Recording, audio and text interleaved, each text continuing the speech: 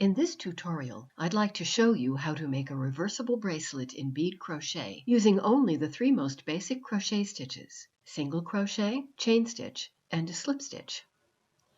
The closure is a magnetic clasp 38 by 16 by 6 millimeters with an opening on both sides of 34 by 4 millimeters. The ends of the crochet strip are glued into the clasp. The crochet itself is supported after completion with an insert of non-woven 70-weight pellon, which also keeps the design stable in the finished bracelet. At the very end, we'll add a safety strap that can be worn visibly on the outside of the bracelet or invisibly on the inside. We're using size 11/0 seed beads. For thread, use DMC Sibilia in 30-weight or size 12 pearl cotton. As a threading device, you can use either a size 10 embroidery needle or a dental floss threader. There will always be some beads that just won't go over the needle, so buy slightly more of each color than your design requires. Wet and flatten the end of the thread and cut it on an angle. Then wet the eye of the needle as well before inserting the thread through the eye. Pull it through with tweezers or a small plier if you need to. Each round will consume about a yard of thread or slightly more. Allow about 8 grams of Sibilia and 9 grams of size 12 pearl cotton for a complete bracelet up to 8.5 inches in length. Use a size 9 1.25 millimeter crochet hook to achieve a gauge of 13 rows to the inch and 13 stitches to the inch. The beads are threaded in sections of 15 to 20 rows, depending on the design. Start at the left side of the top row and add beads according to the chart and symbols, working to the right until all the beads of the row are added. Check the row for accuracy before you start the next round. I generally just count the number of beads before checking the design. If the number of beads is correct, chances are pretty good that the row has been loaded properly. You can place a paper marker at the end of each row if you want to, and tear the markers off as you progress. Most crocheters know the 3 basic stitches, but here's a quick refresher if you're out of practice. Chain stitch is the foundation for all crochet projects. To get started, make a slip knot. Wrap the thread around 2 fingers. Grab the thread and pull up a loop. You'll insert the hook in this adjustable loop to begin. Tighten the slip knot before proceeding. To chain, hold the knot and the hook at the same time for the first stitch. Wrap the thread from back to front around the hook and pull the wrapped thread through the slip knot. For additional chains, just wrap and pull through, keeping your tension and chain size as even and consistent as possible. To make a single crochet, insert the hook into the chain and pull up a loop. With the chain and the pulled up loop on the hook, wrap the thread from back to front over the hook. Then pull the wrapped thread through both loops. Repeat this for each single crochet. The reversible bracelets will have 32 or 34 stitches in each round. They're flattened before finishing, so each side has 16 or 17 stitches. The crocheting starts with a foundation of 32 or 34 chains. When those are made, you need to join the last chain to the first with a slip stitch. With the last chain on your hook, insert the end of the hook into the first chain, making sure that the chain is not twisted. If your chain looks like a curly fry, you can press it flat with your steam iron. Pull a loop through to complete the slip stitch. To start the first single crochet round, chain 1 and insert the hook into the same space as the slip stitch, then pull up a loop. With the chain and the pulled up loop on the hook, wrap the thread over the hook from back to front and pull the wrapped thread through. This is the first single crochet of the round. These steps made together are called stepping up. Let's review it for clarity. Join the last stitch of the round to the first stitch with a slip stitch. Chain 1. Insert the hook in the same space as the slip stitch. Pull up a loop. Wrap the thread. Then pull the wrapped thread through both loops on the hook. The stitch will appear to be bumped up. Each step up should be placed directly on top of the step up from the previous round. The first section of your bracelet starts with 3 unbeaded rounds of single crochet. Subsequent sections are joined and crocheted directly into the last round of the previous section. This unbeaded tab will be glued into the clasp opening in the finishing process. You want to work in the whole of the stitch, not the front or the back. Doing so creates a denser crochet fabric and allows just the right spacing for the beads.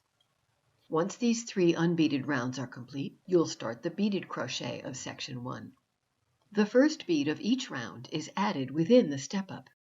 After pulling up the loop in the same space as the slip stitch, bring a bead down the thread so it nestles against the hook. Then wrap the thread over from front to back and pull through.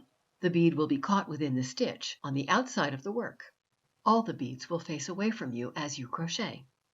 As the crochet grows, you'll notice the development of a step-up strip. It's positioned directly opposite the center line of the design. The step-up strip and the center line will both land on the edges of the non-woven when the bracelet is finished. When the first section is completely crocheted, join the last stitch to the first with a slip stitch, then chain 1. Do not pull up the loop in the same space as the slip stitch just yet. Secure the chain loop, then cut the thread, leaving a tail of at least 6 inches. Thread on the beads of section 2 in the same manner as section 1, working from top to bottom, left to right.